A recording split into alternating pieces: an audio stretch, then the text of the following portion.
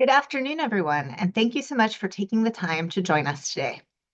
I'm Aviva Arendine, the director of the Hamilton Project at the Brookings Institution. And on behalf of the Hamilton Project, I'm pleased to welcome you to today's conversation about the costs of social media. In conjunction with today's event, the Hamilton Project is releasing two policy briefs that examine the economic case for regulating or restricting social media. In the first policy brief, Benjamin Handel and co-authors present evidence that social media platforms create negative externalities for people who don't use those platforms. They find that this results in what they term a product market trap, which means many of the people using these platforms would actually prefer they didn't exist at all and are using them only because other people are. In the second policy brief, Lena Song and co-authors present evidence that many adults are addicted to social media use.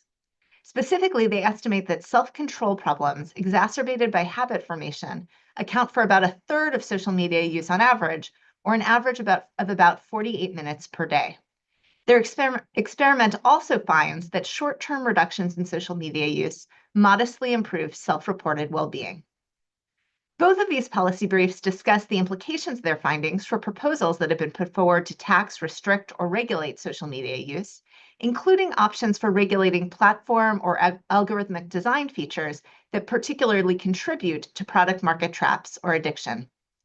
You'll hear more about the papers shortly in a panel discussion with economists Benjamin Handel, Lena Song, and Bradley Hardy. But first, we're very honored to welcome Dr. Vivek Murthy, who served as both the 19th and 21st Surgeon General of the United States, for a conversation with Cecilia King, who covers technology and regulatory policy for the New York Times. Dr. Murthy has long been a leader in this space, calling attention to the loneliness epidemic, the mental health crisis among young people, and the role technology plays as a contributor to both. You can ask questions by following us on X and using the hashtag #socialmediacosts, or by sending an email to info@hamiltonproject.org. I'll now turn things over to Cecilia and Dr. Murthy.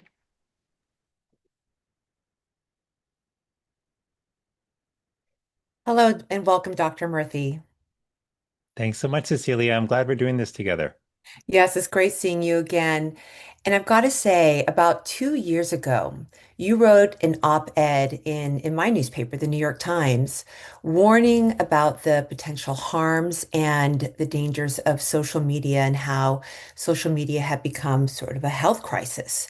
And I remember at the time, a lot of the public reaction was, really? That sounds kind of severe. That might be, what's the evidence there? And the company certainly fought back. But within those 2 years, it feels like a lot has happened, almost a tidal change of attitudes, it seems at least. Can you talk a little bit about the what you're thinking there, what you see in terms of public sentiment towards social media, and if it's changed? And because it sure looks like your oppression, a couple years ago, and a lot has happened since then. Well, thanks, Cecilia. I do think a lot has happened in the last 2 years. And at the time that I issued not only that op-ed, but a report on social media and youth mental health in 2023, I did so because I was hearing from people all across the country, parents and their children, about their concerns regarding social media. The most common question I was getting from parents was, is social media safe for my kids? If you think about it, it's a very reasonable question for a parent to ask. Many of them were asking that because they had concerns that social media was actually harmful to their kids in certain ways. But they kept asking me, if it's not safe, why isn't anyone saying anything about it? Why aren't like the major medical and public health authorities telling us what's wrong and what we should do? Why are companies allowed to provide platforms for free to kids if they're in fact causing harm? And if you think about it, these are exactly the right questions that parents should have been asking, and questions, frankly, that should have been answered years ago. So it was those questions that inspired me to put this on my agenda as Surgeon General and to issue the first federal report on this subject.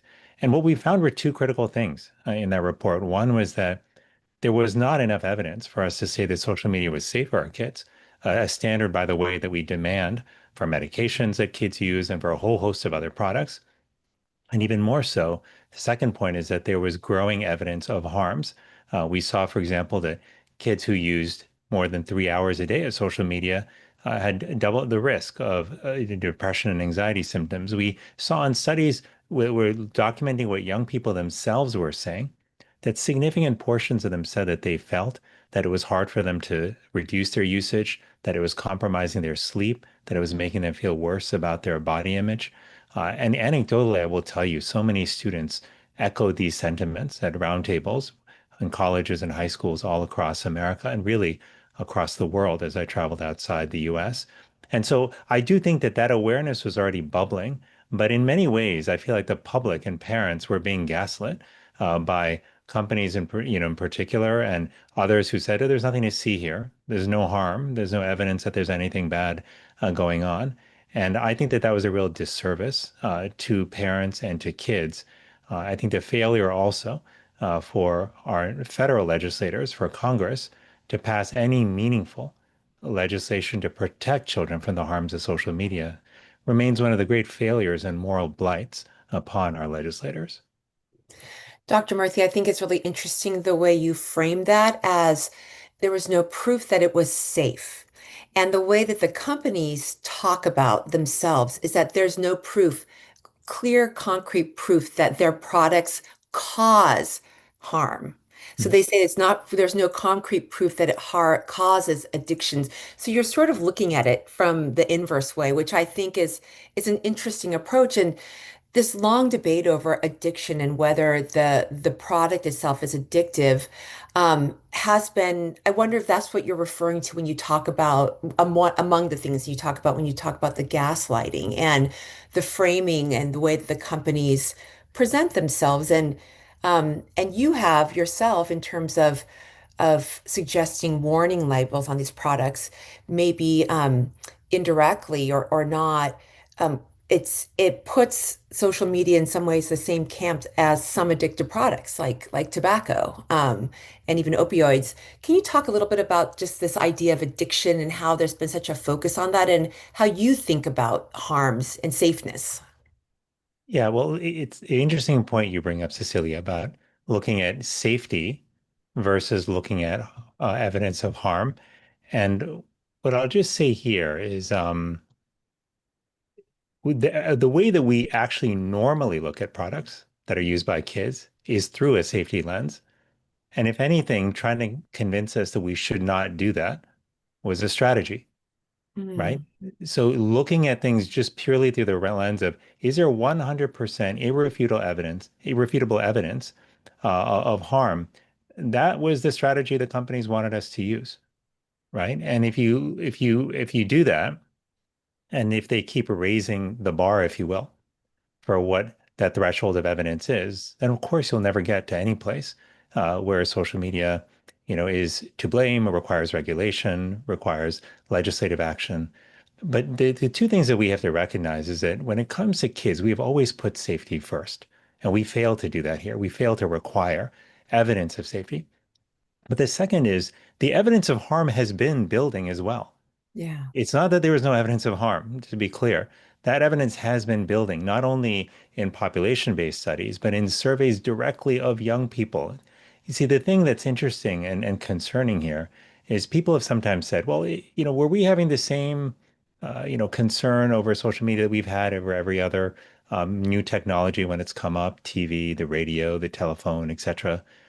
And the answer is actually no. This is not just another moral panic that will subside. In all of those circumstances, you didn't have young people raising their hands and saying in large numbers, this product is hurting me. I want to reduce my utilization, but I'm finding it really hard to do so. You didn't have what I was finding and others were finding in groups of young people when you would ask them, how many of you wish that this technology had never been invented? Or how many of you would stop using it if your peers stopped using it? So many people said, yes, I would prefer to be off of it, right?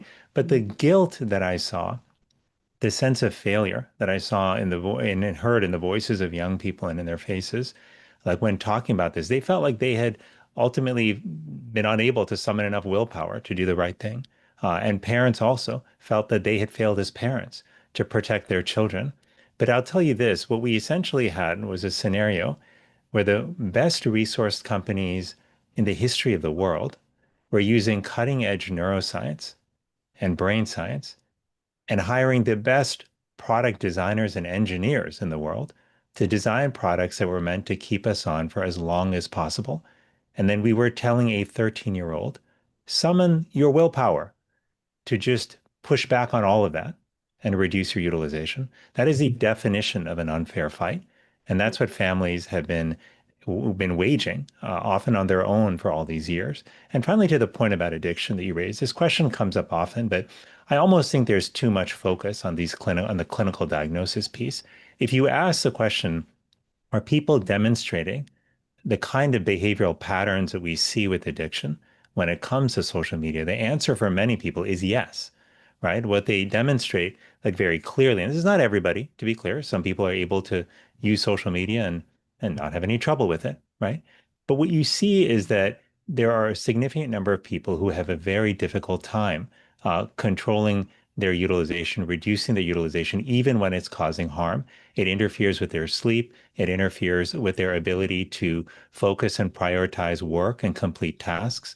It interferes with their relationships as well. I remember having conversations with Nora Volkow about this, the director of the National Institute for Drug Abuse, who has been a colleague and a friend for a very long time and a partner. And Nora knows addiction as well or better than anybody, in the country and I would say the world. And what Nora told me was confirmed what we have been hearing and seeing from, around the country, which is that the patterns that you see, behavioral patterns, and even in imaging studies, some of the patterns you see in the brains of people who have problematic social media use mirror what you see in the brains and behavioral patterns of people with substance use disorders. And so I think the bottom line is this kind of problematic use that's compromising people's ability to function in their day-to-day life, that's compromising sleep, relationships, work, school, that is common among young people. Mhm. And that is what the point of concern is. It's why it's so important for us to embark upon solutions, including legislative and regulatory solutions. Yeah. But Cecilia, for all the adults out there who might be listening, who are thinking, wait a minute, that kind of describes a little bit of how I feel, where I've been struggling also to reduce my utilization. I don't think that these harms that we're talking about are limited to children. Children are the most vulnerable in many ways, and early adolescence is a phase where kids are particularly vulnerable in that stage of brain development to social comparison, social suggestion. The impulse control hasn't fully developed. But make no mistake, many adults are struggling with these same challenges. Indeed. And Dr. Murthy, when you talked about how this is different, social media is different than other technologies, in that what we saw, particularly in the class action lawsuits, the lawsuits in Los Angeles County Superior Court and in New Mexico and many others that are set to take trial this year against social media companies for personal injury as well as other claims like public nuisance, is that there's a real focus on how these technology platforms are designed.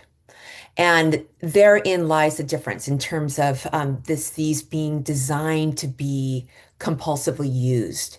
Um, I know that you did observe and watch. I know you're very busy, so you didn't watch probably as closely as I did, but these trials.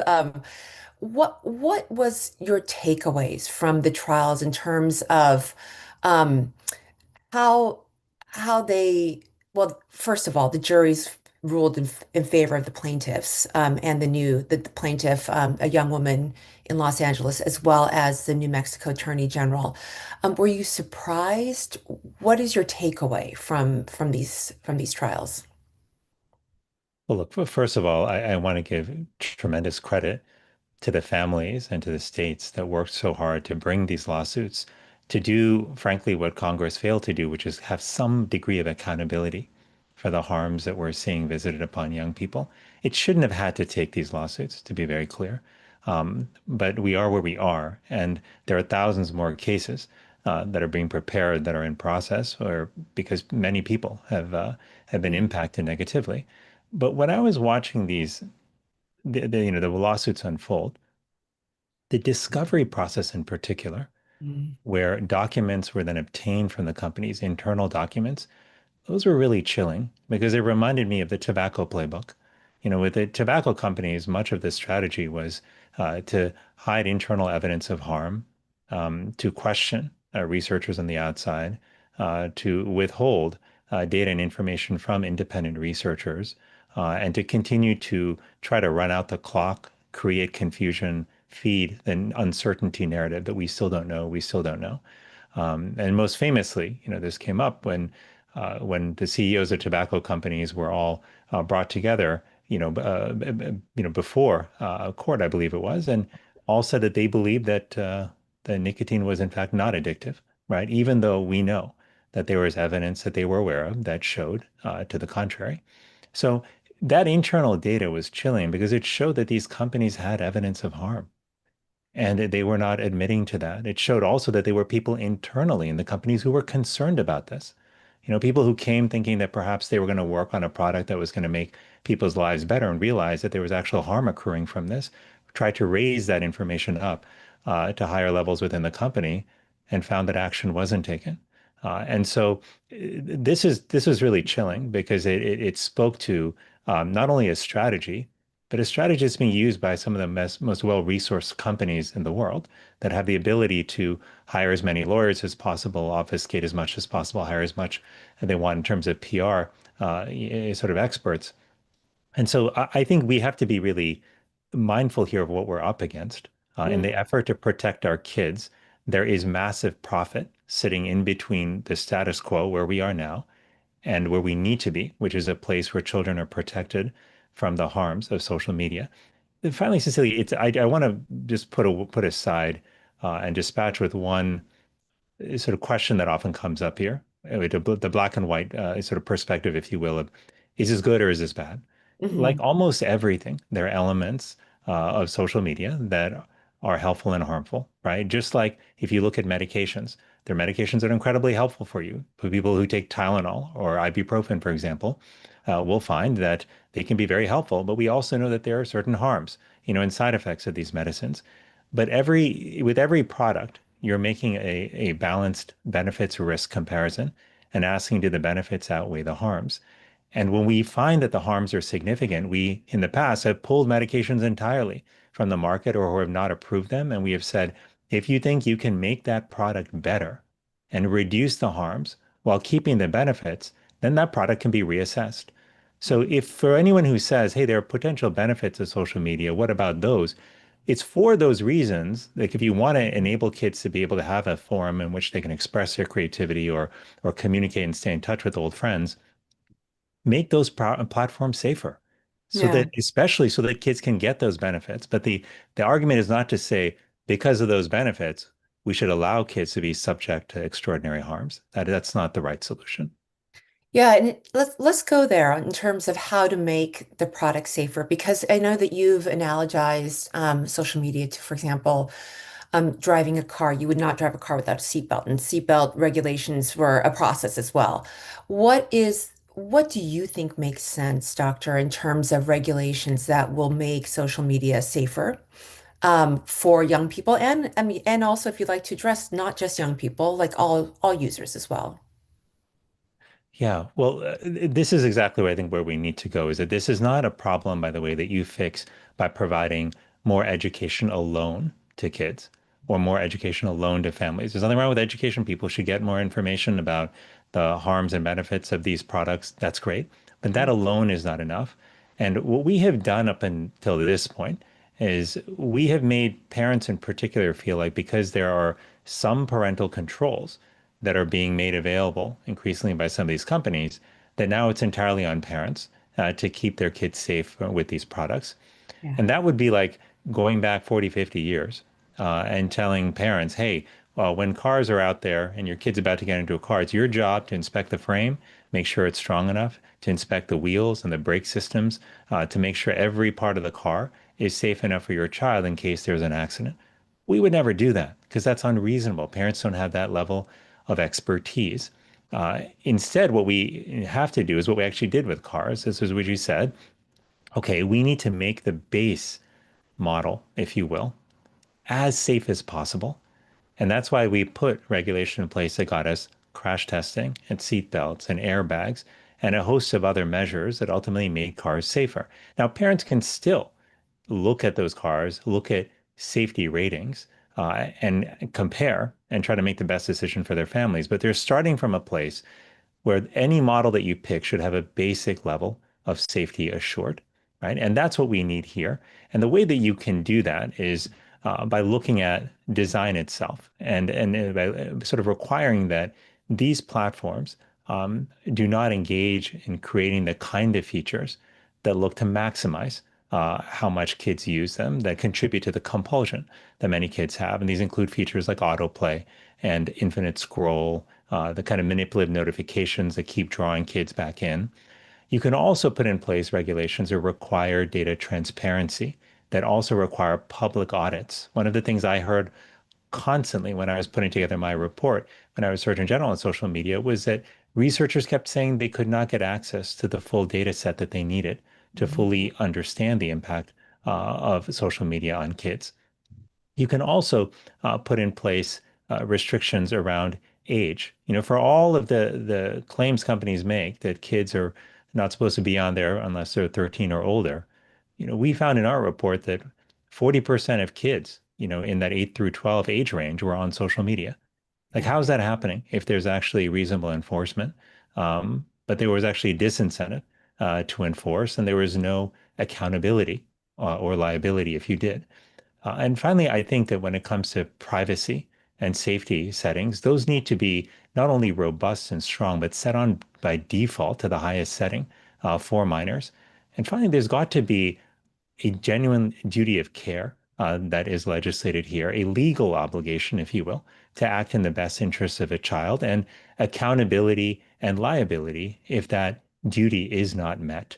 These are some of the measures that we can take, measures which have attempted to be incorporated by other countries. The UK has, and the EU, for example, with the Online Safety Act, the Digital Service Act, they have been working to do this. But I just lastly want to say that having the right legislation and regulation is one part of the puzzle. Enforcing that is another part of it. And this is a place where I think in the EU and the UK, there is more work to do. In the United States, also, we're, I would say, behind from a federal perspective. We don't even have meaningful federal legislation in place to create some of these measures we've been talking about. And once we do that, we've got to ensure that those are enforced quickly, appropriately, so that kids can get the safety that they've long needed.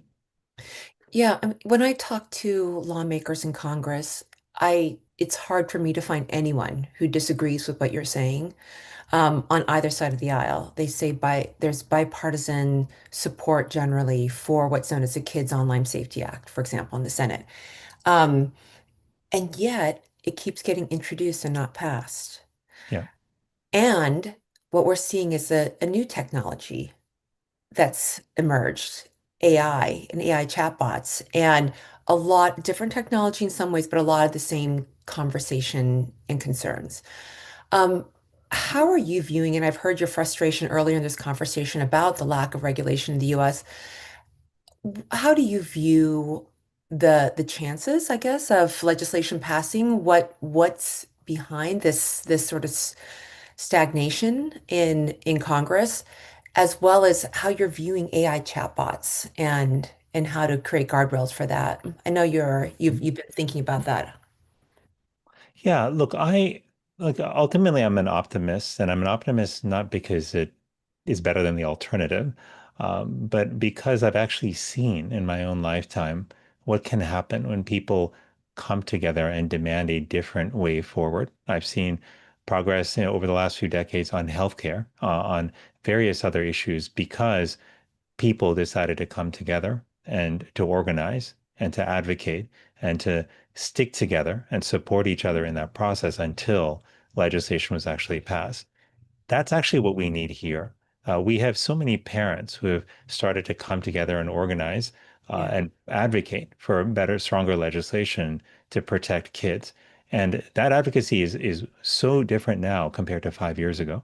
And I'm encouraged to see it. It hasn't gotten us over the finish line yet. And in part because when I privately speak to members of Congress, they tell me, like, Vivek, you don't know how powerful the tech lobby is. Mhm. Like, it's really hard for us to get this done. And I understand what they're saying. I don't have much sympathy for what they're saying, but I understand what they're saying.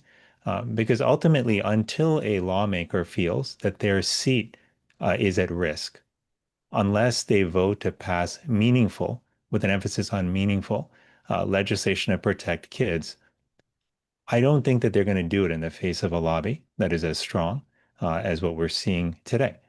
And so that is a challenge for us. Should it be this way? Absolutely not. But we're in a circumstance where companies can pour millions and millions of dollars into lobbying, and then individuals have to figure out how to counteract that when their well-being is at stake.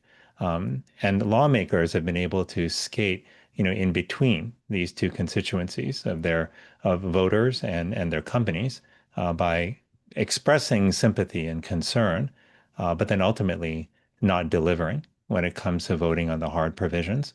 And we have to hold lawmakers to account. I spent a number of years in DC, like many folks listening on this call perhaps have, working in federal government. I'm under no illusions that legislating is easy, that politics is simple or straightforward in any way, shape, or form. People send their legislators here to do hard things, not easy things. If it was easy, anybody could do it. But when people are sent here, it's to do the hard things. And I always ask myself the question, what is our most sacred responsibility as a society? It's to make sure that our kids are okay. It's to take care of our kids. If we can't do that, that's the ball game. If we're going to give up on taking care of our kids, we may as well go home. That's our sacred responsibility. And that's why I think we have to force lawmakers to look in the mirror, to look at fellow parents, to look at kids themselves, and to answer the question, what is more important to you than protecting us with meaningful legislation? Not legislation that you agree to and then water down in committee so that it ultimately becomes toothless and unenforceable, but real legislation that can hold companies to account and ultimately protect the kids who legislators have a sworn duty to protect. Mhm. Millions and millions, as you said, going into the lobby, billions potentially going into what would be a potential master settlement in the lawsuits. These are, as you say, really powerful, deep-pocketed companies with massive legal teams, more lawyers than the Department of Justice, combined. And they vow to appeal. They want to take these cases to the Supreme Court. They're going to argue speech rights. Um, are are they simply too big to hold to account? Um, yes. It's a good question, and the answer is no. They're not too big to hold to account. Are they powerful? Are they formidable? Is it going to be hard to take them on and win? Absolutely, yes. But they're not beyond being held accountable. And look, we have a lot of the know-how in how to do this. We have the tools. This is a question of are we willing to use them? Because I would just say also, financial penalties are not going to be enough. They're Mhm. not going to be enough to stop the company. We have to actually legislate around some of these other issues we've been talking about, around design, around the use of addictive features that look to keep kids on. We have to be able to legislate with regard to a duty of care that these companies must have. And but these are all things we've got to do together. But here's one thing: we're not alone in the United States in worrying about this and needing to take this on. Countries around the world are also struggling with the same issue. I meet and work with people from around the world who are in government who are struggling with this as well. This should be a time for us to come together and work together and support each other in the interest of protecting our children. I was just in Denmark recently with young people telling me the same things that I hear in Lincoln, Nebraska, in Los Angeles, California, in Bangalore, in Tokyo, in London, which is that they find that they use social media and often feel worse about themselves as they constantly compare themselves to others. They think they have strong friendships and then see people doing all kinds of things without them online, and then they feel worse about themselves. They want to reduce the amount of time they're spending, but they find it so incredibly hard to do so. And they find that it's harder to be off of these devices when everyone else seems to be on it, even though they'd prefer nobody was on it. Right? These are the phenomena we hear about so consistently from students. So if there was a time to come together as a global community to protect our kids, this would be it. If there was an opportunity for America to lead on that path, this would be that time. And that's why my hope is that together, even regardless of whether our government is willing or not willing to take that risk on doing the right thing, I think it is important for the rest of civil society, for parents, for healthcare, for educators, and for young people themselves to all come together to advocate for what we know is an achievable better path forward. Mm. Um, I'm sort of throwing in some questions that were already sent pre our discussion, Doctor. I want to ask one sort of intuitive question, or not counterintuitive, but a little bit different. Have you seen evidence of improved well-being in youth when social media platforms are blocked under a certain age? So just, proof of evidence of improved well-being. And this is from a policy analyst at Johns Hopkins who's asked this question. Yeah, it's a really important question. And look, this is honestly one of the reasons why I'm so glad we're having these conversations, why so many more researchers are leaning into this space, and why we need to fund more research in this space, is we need to understand who is most impacted, which interventions actually work, who are they benefiting? These are all critical questions. I know that the research on in terms of deprivation studies and others is still evolving here, but the early evidence from some of them does in fact show some benefit. And if you look at even at the school data for there's been a growing trend, as many of you know, to get phones out of the classroom. And this is still in its early stages, but recently published studies show that among high school students, you could see actually some modest improvements in well-being. And I think that we have to keep monitoring these and understanding, do these effects continue to grow? Do they plateau? Do they reverse? Like what's happening to them? But I will tell you this, when I talk to students, and I talk to probably thousands of students every year, in different parts of our country, urban, rural, all over the place, both when I was in office and even since leaving, there are a growing number of students who are starting to take matters into their own hands and who are saying, you know what, if nothing's going to get better, we're going to start choosing a different path and reducing our use of social media. And some of that is coming in very discrete situations where young people are getting together with friends and then all putting their phones in a bowl and putting it away so they can focus on each other. Some of this is happening in movements like the Log Off movement, started by Emma Lemke and other college students, where young college students are coming together to support each other in reducing, in some cases, eliminating their use of social media for a period of time. And when I talk to these students, here's what I find. Many of them say that in the initial phase, when they stop or dramatically reduce their use of social media, they feel jittery. They feel like they're constantly reaching for their device, wondering if they're missing out on something. That sense of FOMO is real. But once they give it a few days and settle into it, they said something different happens, which is that they realize, yeah, they don't know everything that's happening on all parts of campus, for example, but they're spending more time with a smaller group of friends. They're having deeper interactions. And the term they use is they're leading life on their own terms, not letting other people's posts, and directives, etc., shape or reshape how they think about what they're supposed to be doing in their life. As one student put it to me, she said, I have a smaller group of friends, but it's a deeper group of friends, and I feel more satisfied. And so I keep hearing this again and again. I'll lastly also say that I have met so many students who have made this effort to actually dramatically reduce or eliminate their use of social media. And I will say I have not met one student who has regretted it. By the contrast, I've met many people who have been using social media avidly and have started at a young age and say they regret that and wish they had either started a lot later, wish their parents hadn't allowed them to have an account when they did, or wish that somehow their use was dramatically less. So I think the studies will continue to build. But I want to emphasize something that I learned early on in medicine, which is that to do medicine well, if you will, which I think applies to public health too, when there is a health crisis, you have to use all of the evidence that you have and then figure out how to combine that with your best judgment to act in the interests of your patient. I knew when somebody went into cardiac arrest, when there was a code, and when it was my duty to lead that code with the team, we had an algorithm, a code algorithm that was filled with evidence-based steps that you take to resuscitate your patient to try to get back a perfusing rhythm. And we would follow those steps. But then sometimes you would come to the end of the algorithm and the patient still did not have a pulse and was still not breathing. Now, at that moment, you say, okay, you know what? Let's just push pause here for another 5 years so we have another randomized controlled trial done of several other steps, and we'll come back to the patient. You don't do that because you know it's an emergency. What you do is you combine the evidence with your best judgment, and you say, what do I think would help in this circumstance? And you get everybody's opinion in the room. You try to drive toward the best judgment and bring that to bear when caring for your patient. That's what we have to do here as well. People will always be able to poke holes and say, well, couldn't there be more evidence that we gather for this intervention, more evidence we gather about harms, more evidence about benefits? Yes, there's always going to be more, but our kids are in crisis now. They've been in crisis for years. They are telling us, and their parents are telling us, that in many cases, social media is contributing to their harm.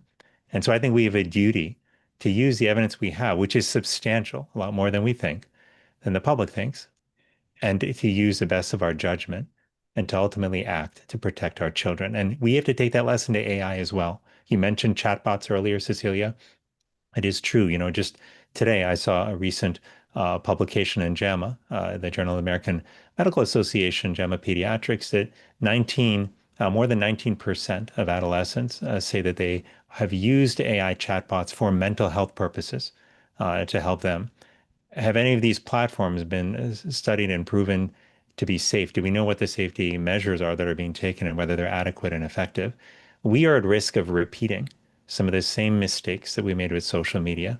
We can't afford to wait that 20 years that we wasted with social media until we finally started to wake up and take action.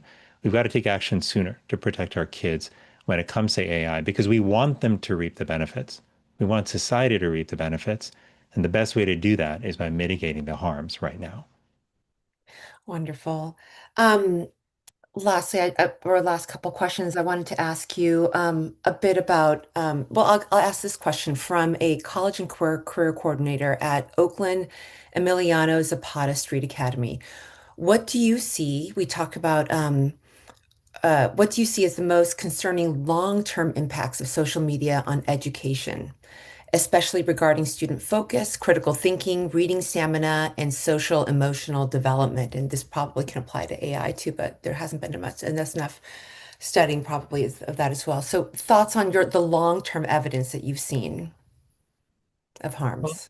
the interesting thing is, I think when you think both about social media and AI, when you think about tech more broadly, um, I think if with social media, attention was sort of the unit of value that companies are trying to capture. With AI, it's intimacy, which is why I think that AI, while it stands for artificial intelligence, it may as well stand for artificial intimacy in some ways. But products that can feel more and more intimate, like they know you, that they're your friend, that they're your supporter, that they're more reliable than anyone else, in your life. These are the products that people will feel more and more connected to and tied to and ultimately dependent on. So what do we lose in this process? Well, I think it is important for us to have basic critical thinking skills, right? We don't necessarily need to be able to memorize every bit of information, but we need to be able to analyze whether that information is the right fit with the problem we're trying to solve, whether it's consistent with our core values. AI and technology and social media cannot teach us what the right values are, but those values are the scale against which we have to measure and analyze information. And so that is a human skill that if we start to become dependent on AI to just tell us what the right thing to do is, I think that that is a problem. That's something we have to teach people. I think the other piece is that we have to learn how to develop and build our own relationships. And that means not just how to start a conversation with somebody, but how do you actually build a friendship over time? How do you deal with conflict when it arises in a friendship without just walking away? How do you work in a group, on a team, and deal with disagreement as it comes up? How do you recognize what people's strengths are? How do you even look at yourself and understand what your helpful and not so helpful patterns are so that you can manage that in your own life, in your relationships, and in your teams? These are skills that we need to develop as well.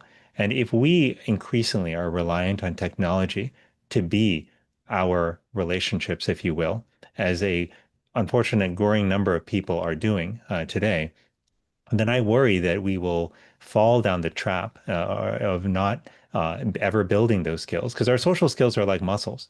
The more we use them, the more we build them. But the more we don't use them, they become weaker and smaller and then harder to recruit when we really need them. And when I was again traveling recently in Denmark, I remember talking to the students and asking them, how many of your classmates are actually using AI companions? And they said it was quite widespread Yeah. that many of them were and were increasingly leaning on those companions for support. And it was easier than often dealing with friendships because, the AI doesn't push back. It tells you what you want to hear. It treats you like the smartest, most thoughtful person in the world. And so I think there's a seductiveness to that that I worry is pulling kids and adults in, by the way, because it feels like a frictionless world, Cecilia, where everything is easy and everything is attainable and we can always feel good. But as everybody who's listening here knows today, friction is often how we grow, right? The friend who pushes back a little against us and says, "Hey, I'm not sure you're thinking about this in the right way," or who says, "Well, I know you just had a big fight with your boyfriend or your girlfriend or your spouse, but there's something you said which makes me wonder, like maybe there's something you could have done differently here. Have you thought about that?" Like that friction is often what we need to grow. We need to be pushed, even though it might be annoying at times. And so this is what we get for real human relationships.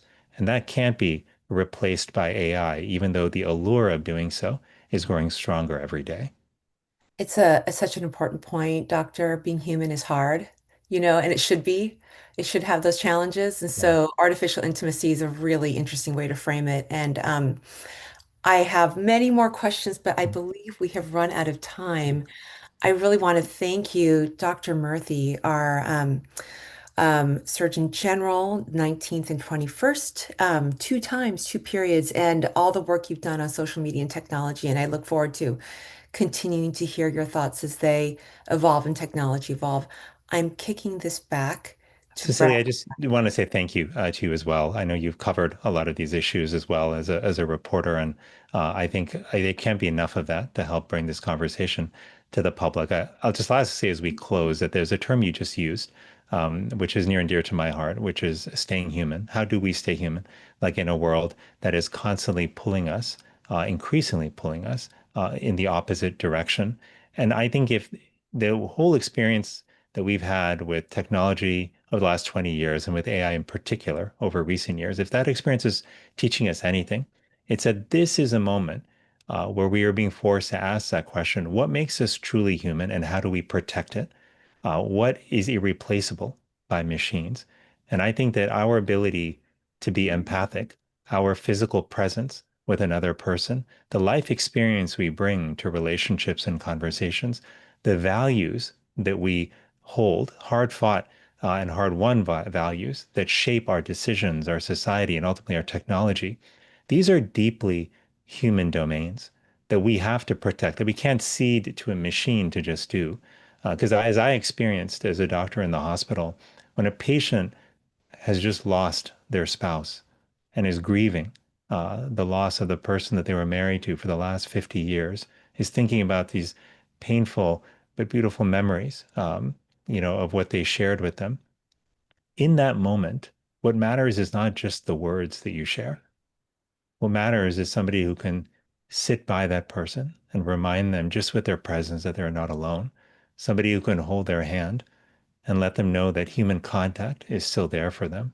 Somebody who can speak to them not just from a theoretical basis or from a series of data in an LLM and pluck the right words, but somebody who can, from a place of life experience, somebody who's experienced loss themselves and heartbreak, can speak to that patient and tell them that they understand that pain and that they're with them no matter what may come. That is how we show up for each other as human beings. And it is that core humanity that we are now called to get really clear on and to protect so that we, our children, and future generations can ultimately be stronger because of technology, but ultimately still protect what makes us human. Dr. Murthy, thank you for a poignant, very human conversation. I appreciate it. I am going to kick this back to our moderators and Bradley Hardy specifically. Thank you again, Dr. Murthy. Thanks so much, Cecilia. So that's just a fantastic discussion that really motivates just the salience of this problem. And so I'm Bradley Hardy, professor in the McCourt School of Public Policy at Georgetown University. I'm also a non-resident senior fellow in economic studies here at Brookings. I'm happy to serve as moderator for this next roundtable discussion. So we're fortunate to have two experts join us to discuss their work on social media use and addiction. Both have new policy reports released by the Hamilton Project available today. And so with that, I'd like to have both Professors Lena Song and Ben Handel join us now. And I'd like to just very briefly offer up introductions. Both are quite prolific scholars. So Professor Lena Song is Assistant Professor of Economics at the University of Illinois, Urbana-Champaign. Professor Ben Handel serves as Professor of Economics at the University of California, Berkeley, and both have been conducting really cutting edge work on the social and economic impacts of digital technologies, social media use, and it really does intersect nicely with thinking about this as a public health issue. So we're just really fortunate to have both of these scholars with us today. And so again, we've learned a lot about the salience of this problem and its existence as a public health crisis. Dr. Murthy and Cecilia Kang led that discussion quite effectively, right? But here we have this opportunity to learn from economists about our understanding of the costs of social media. And then frankly, how can we be informed from the research that's been conducted on understanding what to do about it? What, if any, policy solutions exist? So, with that, I just want to start off on a very high level. We will have time to dig into some of the nuts and bolts of these really interesting policy reports. Just on like a super high level, I'd like to start off by having you both describe the nature of what your work is trying to test for. Just for folks listening in, each policy brief, policy report really deploys experiments that have the flavor of a randomized controlled trial research design. And so this allows these research teams to have a causal interpretation with respect to the questions that they're asking. And so this is very powerful. Collectively, the work that you're going to hear about this afternoon informs us on how addiction shapes social media use, and also importantly, how demand for social media use can then have this self-reinforcing or impact of building on itself. That social media is more heavily demanded as more people within a social network adopt use. I grew up in a tobacco-producing state, and federal policymakers, once they intervened, recognized that product engagement from the perspective of the firm also could involve some very addictive features. So, with that, I want to throw to Professor Song. Could you start off by just briefly talking a bit about, briefly about the problem you and your co-authors set about to answer?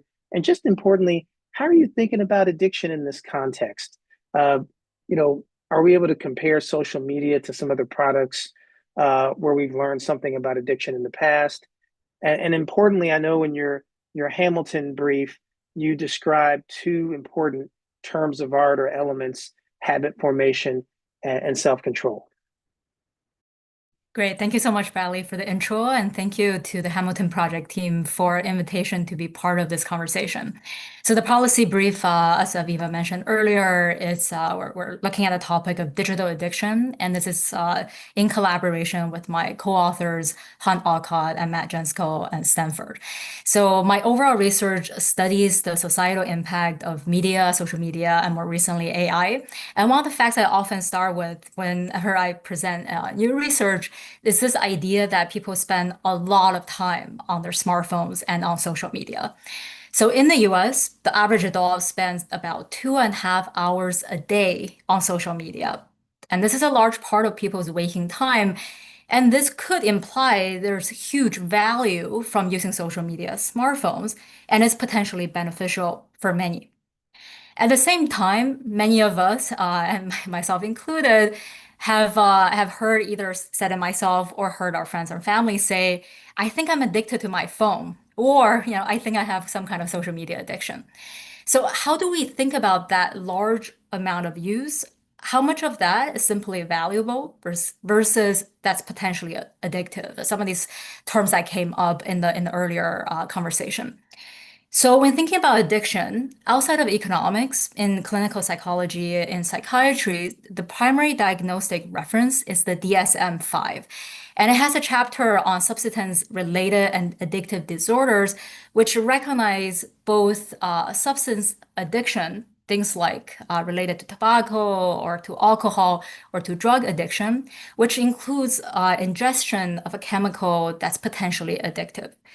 That chapter also recognizes behavioral addiction, and the only behavioral addiction that's recognized is gambling, in which they characterize what behavioral addiction means, which is this persistent engagement in a behavior despite of potential harmful consequences and difficulty exercising control.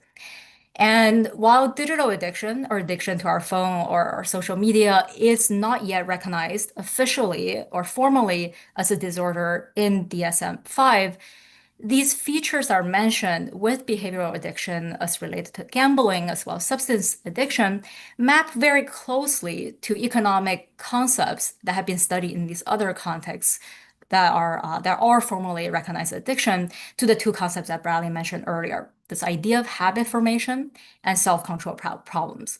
So habit formation is a very simple idea where current use today could increase future use. Or conversely, in the other direction, reduction in use today reduces use tomorrow. So this idea that I might have a habit, and then the more I do something today, the more I want to do something tomorrow. Self-control problems also have this idea of intertemporal behavior where individuals intend to use their use in the future, but when the future actually comes, they find it difficult to follow through with those intentions. So the common example that we can think about is when people think about tomorrow, I'm not going to be on TikTok, for 2 hours a day. I'm going to spend less time on TikTok. We set those intentions that we want to reduce use in the future, but when tomorrow comes, we end up struggling and having trouble to actually reduce use or use as little as we hoped to previously. So those are the two key concepts that we study related to digital addiction, and this maps to previous types of addiction that have been studied in economics. And these are two things which I will talk about later on how do we quantify and be able to formalize. And one last thing I'll just quickly mention is that habit formation and self-control problems can interact.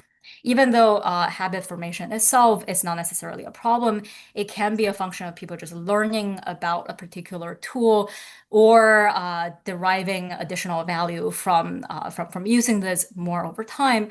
It could exacerbate self-control problems because it increases the use with self-control problems. Increase in use today could, with habit formation, increases use in the future. So those two could interact, and we'll be able to look at that in our paper. Yeah, it's super interesting because, when I had the opportunity to read both papers, I was just really struck by how the mechanisms that you and your co-authors are identifying, namely this addictive component to social media use, it really feeds into the work, of Professor Handel and his research team, right? So, pivoting off of the description that we just heard, Professor Handel, could you just discuss the specific question that you and your team are kind of looking into, and really how these elements of addiction can potentially shape the broader marketplace, as you put it, for social media and device use? I think this is just an important aspect or feature that's not fully understood. And, we heard Dr. Murthy speak a little bit about this in terms of fear of missing out. So please jump on in. Great. And thank you to the Hamilton Project for organizing the event.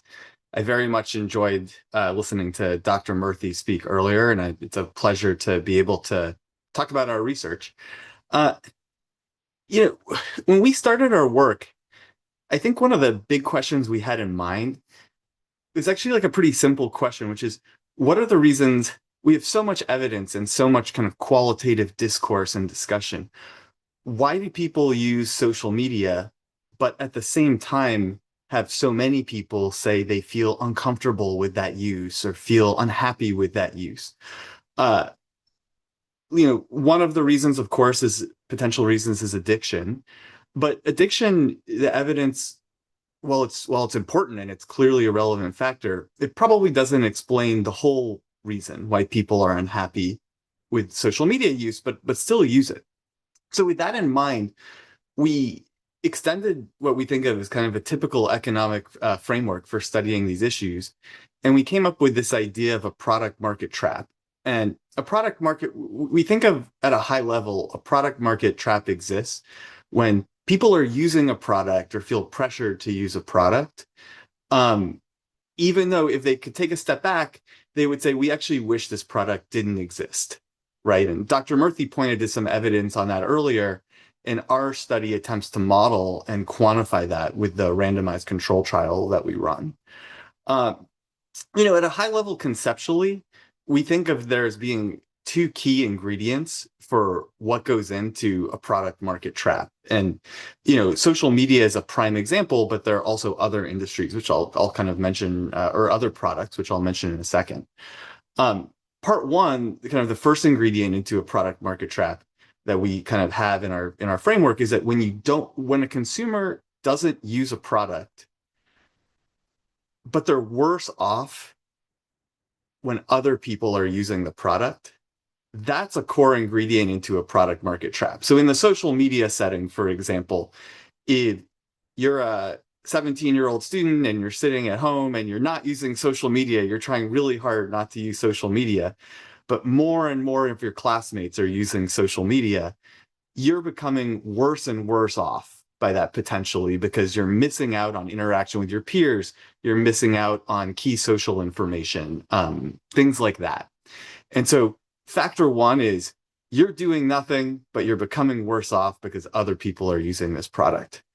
Part two, and this is actually the thing that kind of perpetuates this trap, is that, well, you're worse off when other people are using it, but given the number of other people that are using it, you decide, well, I'm going to use it too, because even though I wish this product didn't exist, given that other people are using it, I'm better off if I'm just going to use it, get these interactions with peers, get access to this social information, even though I kind of wish that was coming in a different way, right? And so, in the way we think about this and set this up in an economic framework, a product market trap is in a lot of ways kind of a self-fulfilling prophecy where you get people continuing to use this product, and then that encourages even more people to use this product, even if they really don't actually value the existence of this product and they wish it didn't exist. The more people that use it, the more this trap deepens because the more incremental people feel pressure to use it or compelled to use it. So in our work, we study this, as I'll describe in more detail, we study this in the context of TikTok and Instagram, two obviously commonly used social media platforms. I just think it's worth pointing out up front that this idea of a product market trap, it really does extend to a lot of other features and markets that people may relate to. So, my co-authors have a separate paper on iMessage and kind of the green bubbles that show up on your phone when someone not on the iPhone is in your text thread. That's an example of a product market trap that induces people to use the iPhone. Luxury goods are another example. When other people are consuming luxury goods around you, you may feel worse off and feel compelled to consume those goods. Dr. Murthy mentioned AI tools. You could actually think of AI tools as a product market trap in the sense that when other people are using it, you feel compelled to use it as well. Bradley, you pointed out tobacco and growing up in a tobacco state. I think tobacco is actually a great example as well. While tobacco obviously has strong addictive properties, which we're well aware of, there's also a status component which these firms leveraged heavily to induce people to use this product. And when using tobacco was cool, hopefully was is an operative word in most cases now, the status component and the fear of missing out on these social interactions was an important inducement into people getting into that trap, so to speak. I think that's kind of a high-level overview of the concept we're thinking about and trying to apply to the domain of social media. Yeah, I appreciate that, especially as seems relatively rare Android user among people who I interact with. I know we're out there though. So I do want to take the opportunity here then for you all to dig a bit deeper into, these research projects that are really well synthesized in these Hamilton Project policy briefs. These are very accessible, very readable for folks. Again, should be up online already. But this is a great opportunity for each of you to be able to go into greater detail about how you design the experiment, what you ultimately find. And so with that, why don't we just throw back to Professor Song? Great. Yeah, let me quickly describe the study and how we're quantifying addiction. So, just a quick overview of the experiment. We ran a large online experiment in 2020, and the experiment involves around 2,000 US adults aged 18 to 64, recruited, unsurprisingly, through Facebook ads. So through this experiment, they participate in several surveys, as well as install a custom app that we made for this study called Phone Dashboard that allows us to track how much time people are spending on their phones and given technical reasons, only on Androids. So to Bradley's earlier points, this is a study focusing on Android users. And we focus on a set of apps, which we call FISBE, Facebook, Instagram, Twitter back then, or X, and Snapchat, and YouTube. And we also include browser as well, because people can use social media on their browsers also. So as part of the study, we first provide some baseline evidence on just how people feel about social media and smartphones. So we find that when we ask people about a list of activities, social media and smartphone rank among the top activities in which people perceive self-control problems, alongside saving, exercising, as well as managing diet. More than half of the participants that we recruit say that they think they use their social media and smartphone too much. And about a quarter of them are interested in setting limits on the current usage. So going back to the two concepts I mentioned earlier, self-control problems and habit formation as two concepts related to addiction, we designed an experiment or intervention that allows us to measure those things through two different things. One is an intervention called the limit intervention, in which we, in addition to the app that people install, they also get a feature within the app that allow them to install limits on their apps that they can choose to impose. And then the other intervention that we conducted is paying people money to reduce their use. So we paid about $2.50 for every hour individuals reduced within a 3-week period. So it's for people who are using FISBE from their baseline usage, any hour they reduce every single day, they get paid about $2.50. And from that, we can provide some evidence that there is self-control problems as well as habit formation. So how do we find evidence for self-control problems?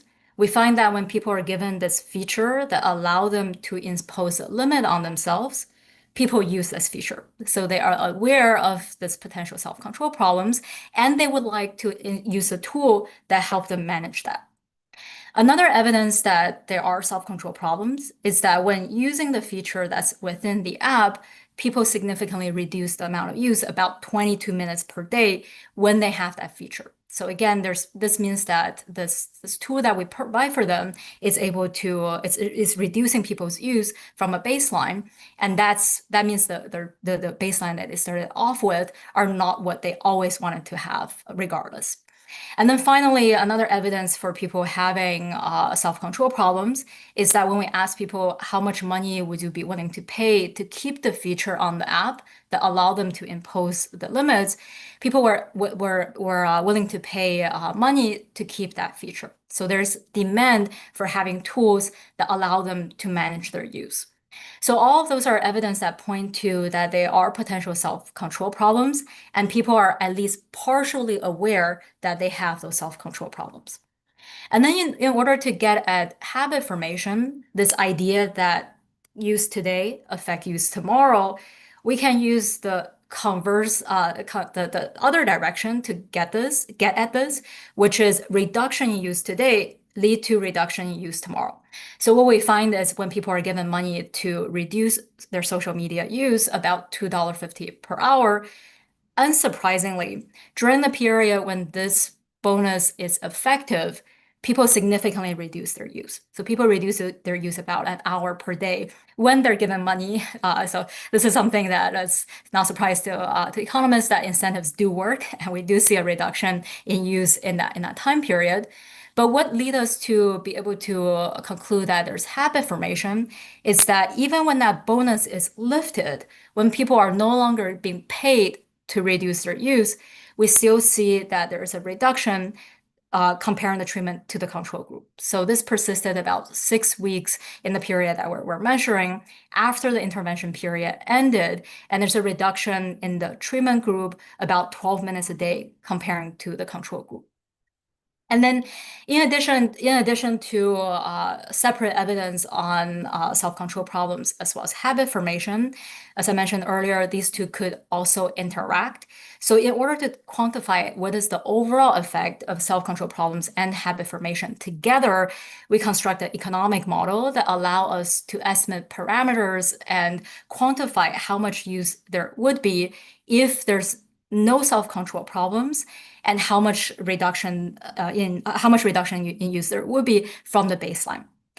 Because habit formation doesn't necessarily make people worse off, because habit formation could be a feature of people learning or investing in the technology over time, but because it compounds the effect of self-control problems, what we're looking at is what happens when we remove just self-control problems while keeping habit formation there. So what we find is that in using our sample and the model that we've written down, self-control problems exacerbated by habit formation contribute to about a third of the overall usage. So this means if people could impose limits on themselves or they think about what they ideally would like to use, about a third of that usage is what we would call a digital addiction. So those are effects of our intervention on usage, and as Aviva mentioned earlier, we also do find some impact on well-being. So we find improved self-reported measures on addiction, including less use of smartphone to fall asleep, less losing sleep from use of smartphone or social media. People are less likely to say that they're using longer than they intended, or using it to distract themselves from anxiety, or having difficulty of putting the phone down. So there's a set of outcomes that we construct into addiction index, and we see that both interventions reduce that self-reported addiction index. And then in terms of overall subjective well-being, we see modest increase in the increase in well-being. And then just to quickly caveat the time period or the intervention that we're looking at a relatively short-term intervention, because with the bonus, they're reducing their use and being paid to reduce their use for only 3 weeks. And then this limit is also a relatively short-term intervention that's being implemented. So despite of this being a relatively short-term intervention, we do see modest improvements in well-being, especially in things like people feel less distracted or are able to focus. And then let me just quickly conclude this description of results in terms of what are some potential caveats from our study. So as I mentioned earlier, the study was conducted in 2020 and is right at the beginning of COVID. We've been designing the study for a while. At that point, we just decided to run the experiment. So to the extent that people are more or less addicted to their phones in that period versus others, we might want to think about the generalizability of our results. We did ask questions in the survey to get at that a little bit, and we don't think the results are driven by the time period that we're looking at. Another thing that's important to note is that back then, our set of apps, Fitsby, the T stands for Twitter or X, not TikTok. And in Ben's work in thinking about, for example, valuation related to TikTok, there has been a lot of change in the features on the platforms I've mentioned in our study, as well as new platforms emerging. And we can imagine there's different effects depending on different platforms. And then one last thing related to the conversation that we talked about on in thinking about what this means for our children and younger populations. Our sample focus is on adults, and it's really important to think about the impact of this for our children and adolescents. So it's super interesting. And I think what you're going to hear both from Professor Song and Handel are really just the ability for economists to help us triangulate around the nature of the problem here, right? So we have kind of the very public health oriented lens, and this is kind of what you're getting a flavor of in terms of how we think about research design to really identify some of these problems. And so with that, Professor Handel, could you kind of conduct the same exercise, a more detailed description of what you all are looking at, research design in terms of how you went about the experiment and what you find? Absolutely. And I'll give a high level related to, I'll give a high level describing what we do, and happy to refer people to the paper for the long version. So let me kind of take a step back. So I already described the kind of simple conceptual framework we set up for product market traps. What we then do is we want to study, does this matter in practice? And so what we do is we run a randomized controlled trial, and we run this for over 1,000 college students, and we run it for two specific platforms, Instagram and TikTok. So what we do is we design a study that has 3 parts, so 3 parts of the experiment. The first part of the experiment we designed to be similar to what other researchers had done in the past. And so the first part of the experiment you can think of as a 4-week deactivation experiment, where individuals are incentivized to deactivate either Instagram or TikTok for 4 weeks. And what we do is, using what's called a multiple price list experimental method, we elicit or uncover how much do we have to pay people to deactivate their Instagram account or deactivate their TikTok account for 4 weeks. What we find in this first part of the experiment, which is in line broadly with prior research findings, is that we have to pay people $55 on average to deactivate their TikTok account for 4 weeks, and we have to pay people $47 on average to deactivate their Instagram account for 4 weeks. And moreover, we find in this part of the experiment that 90% of people, given the existing user base, 90% of people have positive value for social media, for either one of these platforms. Then when we kind of take a step back, we have 2 additional arms for the experiment. One arm is asking the question, how much do people value the use of this platform for 4 weeks if there's a lower existing user base? So say instead of 100% of the current user base, there's something like 70 or 60% of the current user base. We find that users' valuations naturally for the platforms go down when there's a fewer amount of other users. But I think the most exciting part of our experiment is the third arm. And the third arm asks, how much would we have to pay you, or would you be willing to pay to be the social media dictator of sorts for your social group and deactivate social media use for everyone in this group for 4 weeks? Okay. Now, what we did there in the experiment is people understood they would be randomly chosen to fulfill this role with some probability. And that moreover, if this 4-week group deactivation did happen, what would happen is that everyone else would be given the value that we elicited in the first part of the experiment. So they would be compensated for doing that in an incentive compatible way.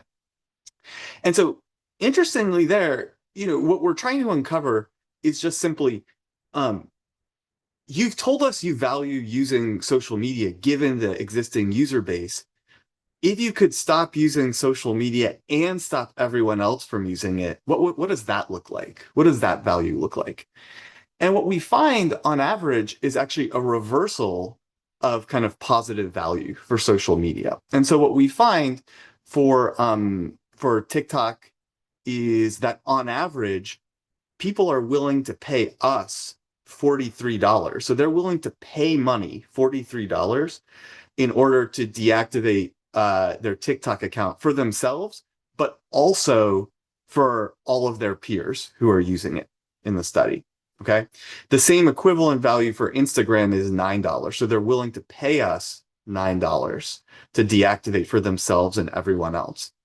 And so I think this is a very stark finding, and this is kind of the core finding, right? In the core kind of part of what constitutes a product market trap. Given the user base and the existing users, people value using social media. They want to use it, and they want to use it $50 average value per month. But if you said you could wave your magic wand and have this product not exist for your kind of social cohort or social group, we'd actually be willing to pay to do that, like have them not use it and have me not use it. And that's kind of almost like the kind of core of what constitutes a product market trap in our setting. Now, we buttress this or kind of support this with additional findings.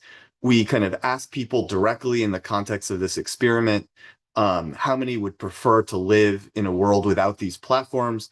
57% for TikTok, 58% for Instagram, very closely correlated and in line with our kind of incentivized experimental findings.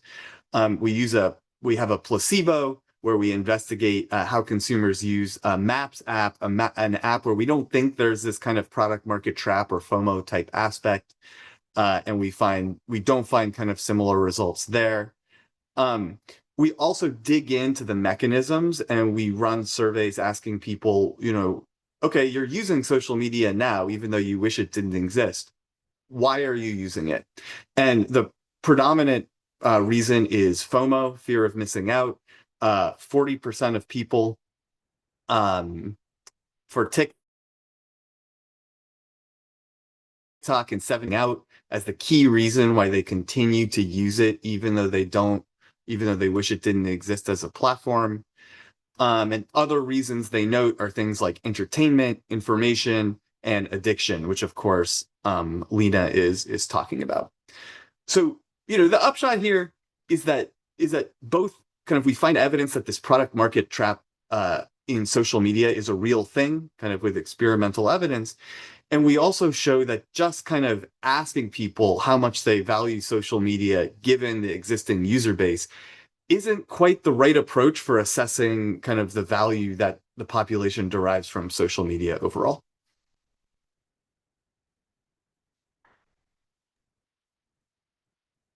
So this is just a really helpful discussion that both of you provided.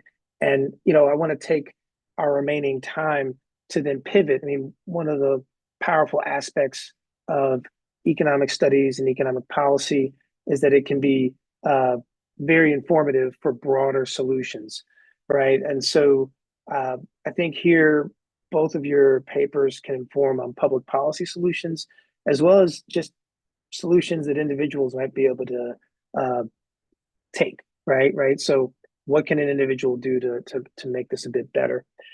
Look, there was a point in time in the US when drivers couldn't envision regulatory policy to promote car safety. Smokers or non-smokers alike weren't able to foresee the types of public health interventions that we have in place today. So in order to have this conversation, I think it's useful to introduce a few terms of art that you all really help to bring to the forefront in this context, okay? It's going to help us understand the root causes of the problem. So you've both made this point about the importance of understanding how social media can create so-called internalities and externalities. So again, very much like within the wheelhouse of economics, but I think we can really bring this to a broader audience. Ben, could you just maybe kick off by speaking briefly about what an externality is in this case and how it might motivate a policy response in the context of um, digital and social media use, and just kind of a two-parter. What types of interventions do we have in this space? And then I'll throw to Lena as well. Absolutely.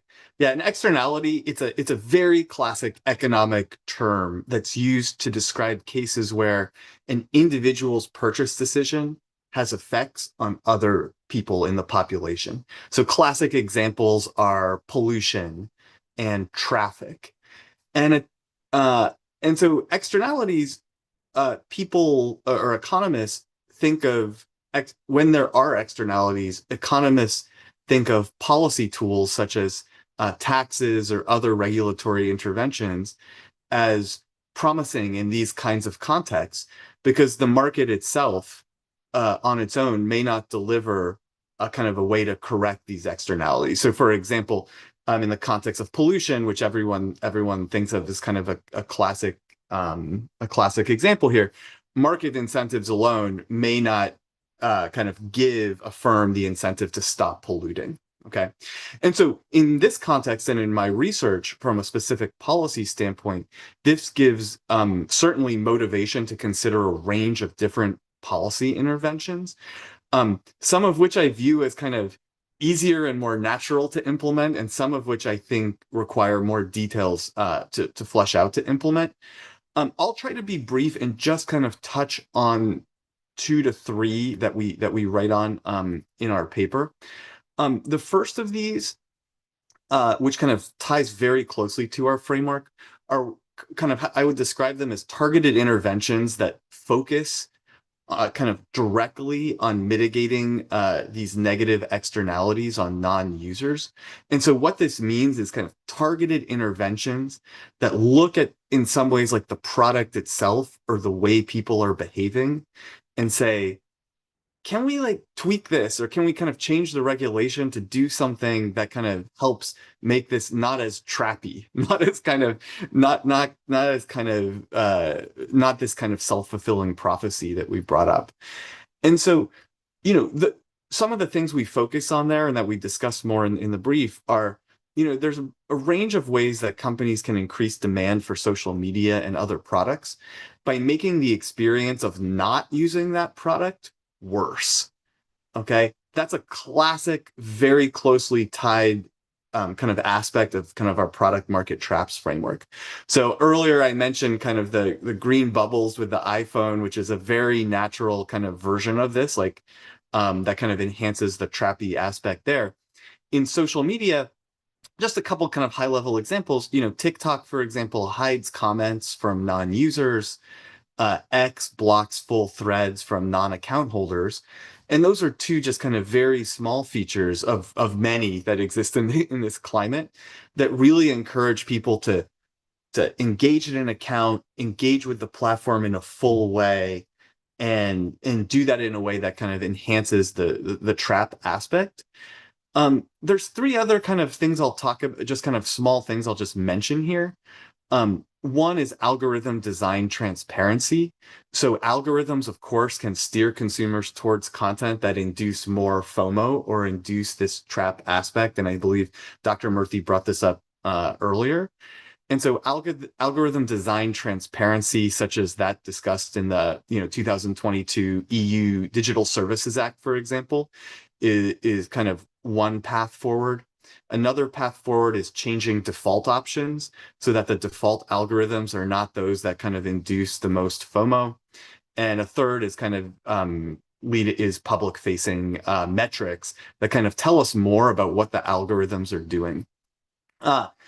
3 other policies that I'll just mention. I'm not going to describe them because of the time we have available. One are taxes and fees, which we study. So what would the impact of taxes or fees on social media be, of which there's been some policy proposals, such as that by Jake Auchincloss of Massachusetts. And then in the paper, we also touch on the impact of our framework for kind of broader restrictions on social media, such as that in Australia or that in schools, and antitrust implications.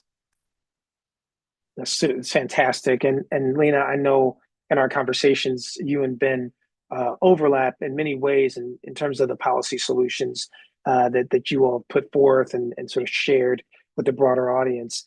But I wonder if you can also kind of pivot off of his discussion and talk a bit about this concept of a so-called internality, and then whether and in what ways that motivates its own distinct set of either private solutions or public policy solutions.